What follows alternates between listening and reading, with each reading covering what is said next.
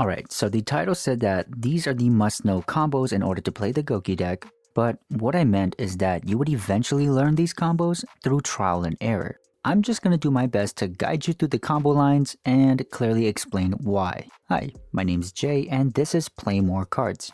Let's start. Combo 1. The baseline combo. We'll use Gouki Suprex and Twistcobra as our control hand.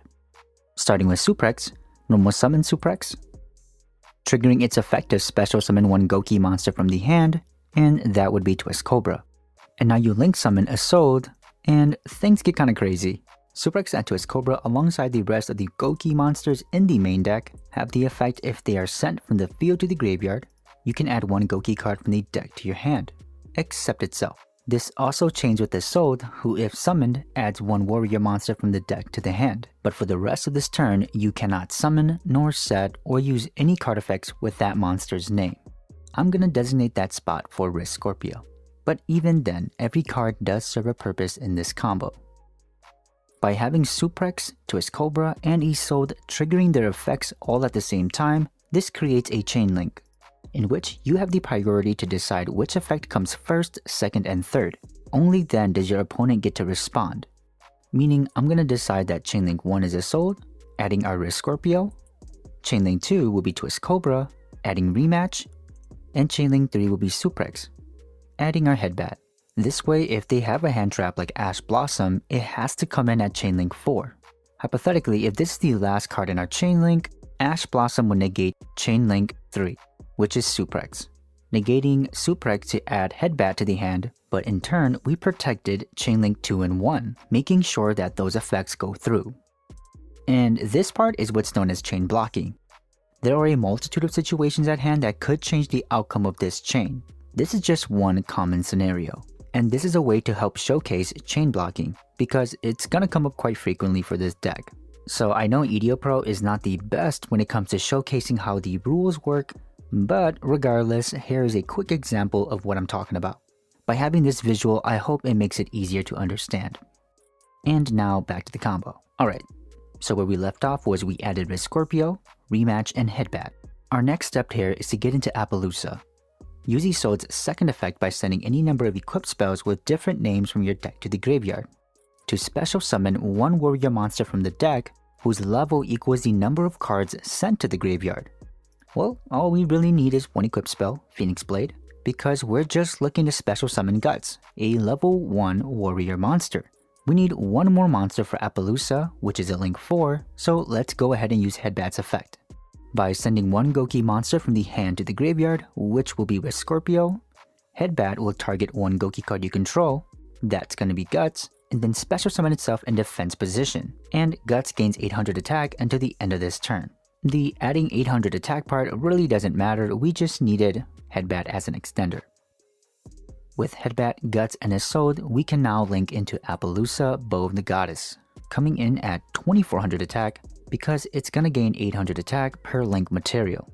And once per chain as a quick effect, when your opponent activates a monster effect, you can make Apollousa lose 800 attack to negate the activation. Keyword, once per chain as a quick effect. So not once per turn. Now you have a 1 negate per chain for hand traps that are monsters like Ash Blossom, Nibiru, and Ghost Bell. And to be honest, if they were going to stop this combo, they probably would have done it sooner in the combo line. But now you do have some form of protection from here on out, and you have the ability to help stop your opponent's combo on their turn. Going back to Headbatt and Guts, they will search us out 2 more Gouki cards when they hit the graveyard. Headbatt will search for Re-Match, and Guts will search for another Suprex. Now use a copy of Re-Match, which targets 2 Gouki monsters in our graveyard with different levels, and you special summon them in defense position. This is the best card in the deck, you just have to remember that you have to have 2 Goukis engraved, it won't work with just 1. Also, when you add a card with this Sold, like Riscorpio, you cannot use Riscorpio as a target either. These are small things to keep in mind. Target Headbatt and Guts in the graveyard, special summon them in defense. Link them off for Codebreaker Virus Swordsman and make sure it co-links underneath Apollousa. Co-linking is when 2 link monsters have their red arrows pointing to one another. This way, you can trigger the effect of Swordsman to special summon Codebreaker Zero Day from the hand, deck, or graveyard. And that's to any zone a link monster points to. I like to special summon it to the right side of Swordsman, but to the left would work just as well. Now, take Swordsman and 0 Day, link them into Codebreaker Virus Berserker. Again, co-link it with Apollousa to trigger the effect of Berserker. You can special summon up to 2 Codebreaker monsters from your hand and or graveyard to any zone a link monster points to. That means we get Swordsman and 0 Day back from our graveyard and onto the field. This part is crucial because we need plenty of link material to be able to get into a card like the Phantom Knights of Rusty Bardiche, which requires 2 or more dark monsters. And to our luck, Codebreakers are all dark attributes.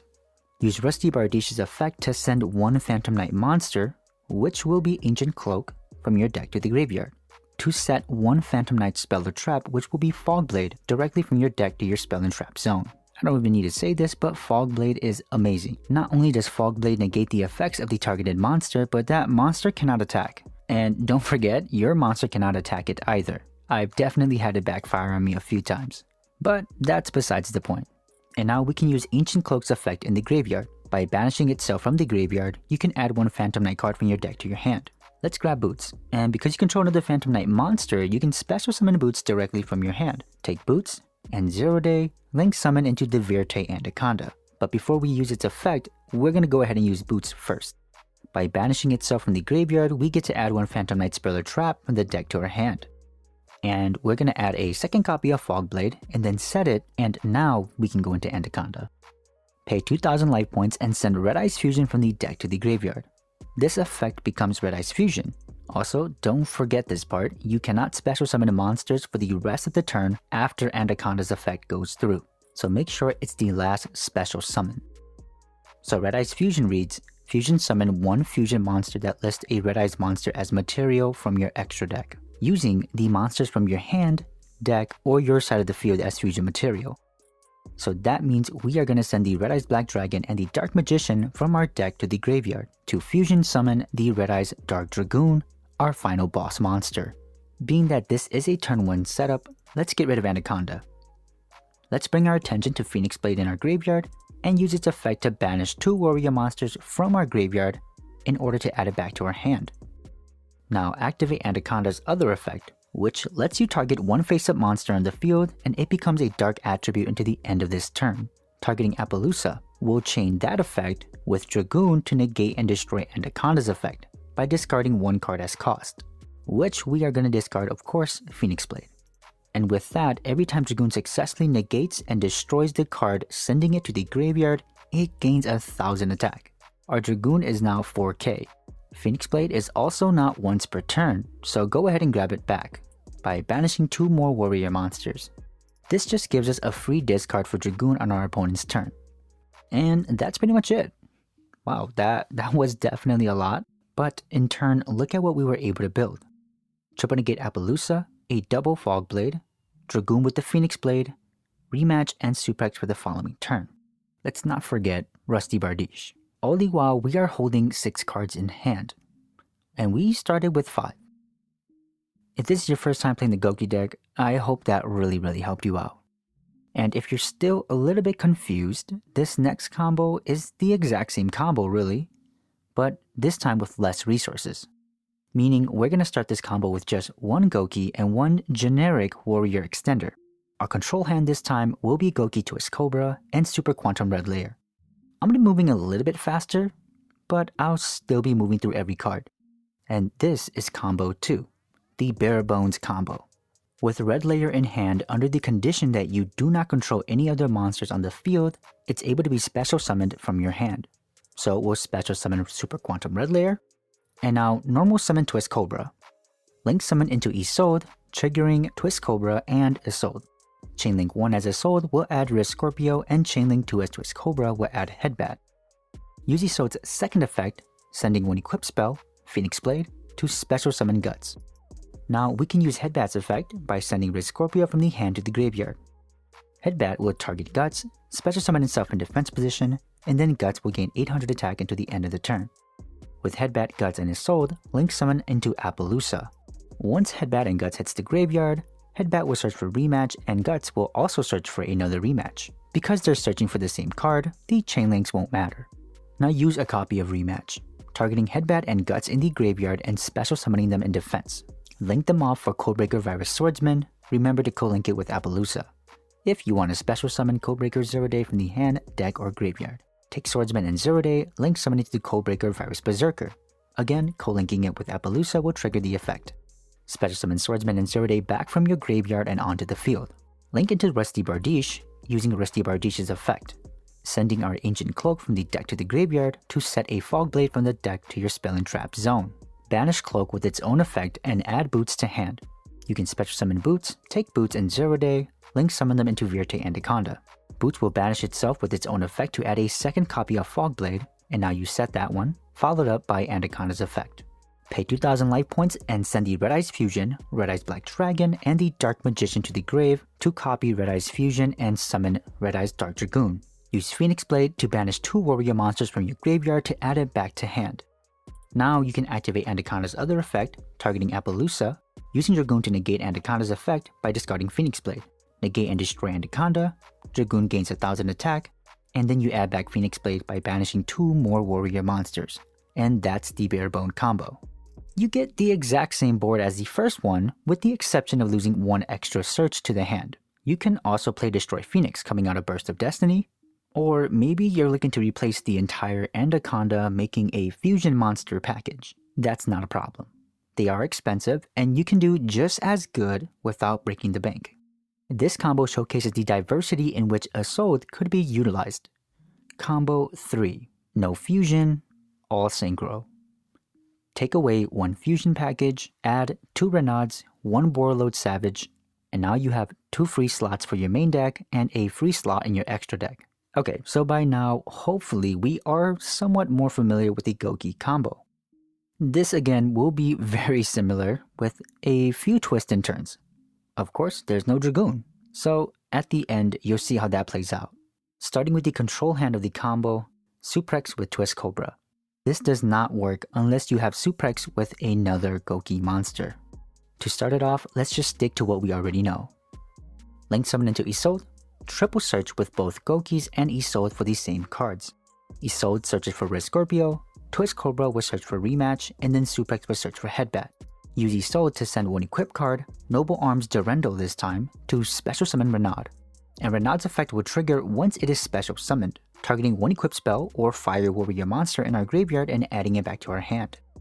Equip Durendal to either monster, and while equipped, you can add 1 level 5 or lower fire warrior monster from your deck to your hand, and then you have to destroy Durendal. So we add a second copy of Renaud, and destroy Durendal, sending it to the grave. Now use Re-Match to special summon back Suprex and Twistcobra. This is necessary to give us targets for Headbatt, and we use Headbatt by targeting Suprex or Twistcobra, discarding a Riscorpio, special summoning itself in defense, and then the chosen Gouki monster gains 800 attack. Link Headbatt, Suprex, and Isolde for Apollousa, and Headbatt will search us out our second copy of Re-Match. If we control a fire warrior monster, which we do, we are able to special summon our second copy of Renaud from our hand, and if it is special summoned under these conditions, this second Renaud will become a tuner. I like to tuck Renaud into the right hand corner of the monster zone, just so I don't confuse it with the first one. Let's just call it Tuner Renaud. Use regular Renaud and Twistcobra, link them into Swordsman. Co-linking it will special summon out Zero Day, link it to Berserker. Co-linking Berserker will give us back Swordsman and Zero Day, get into Rusty, and use its effect to send Ancient Cloak to the grave to set Fog Blade from the deck. Banish Ancient Cloak, search for Boots to the hand, and then use special summon Boots, and with Zero Day, Boots, and Tuner Renaud, you synchro summon the Borreload Savage Dragon. That was quite the turnaround, but we managed to get there. If synchro summoned, you can equip 1 link monster from your graveyard to this card, and if you do, place Borreload counters on this card equal to its link rating. And we're going to choose Berserker, who has the link rating of 3. So that's 3 Borreload counters. Additionally, it gains attack equal to half of the attack of the monster equipped to it, adding 1400 for a grand total of 4400 attack. Then, as a quick effect, if your opponent activates a card effect, you can remove 1 Borreload counter from this card, negate the activation, and you can only use its effect once per turn. So initially you get more attack than Dragoon, and you still get an Omni negate, but it is limited to 3. I'll take it. But I'll admit that it's not better than Dragoon or Destroy Phoenix, as a card like Dragoon can't be targeted by card effects, and Destroy Phoenix is, well, it's Destroy Phoenix. But this combo still has a place and it's at a much smaller price tag. Also, I thought it was worth showing the variants of how to play this deck. Those are the 3 combos I think you have to learn. But you can do whatever you want. And if you're still listening at this point, maybe you should subscribe. If this information did serve you well, please let me know. If it didn't, well, I kinda suck at my job, and also let me know so I can do a better job. Again, my name's Jay. Have a nice day.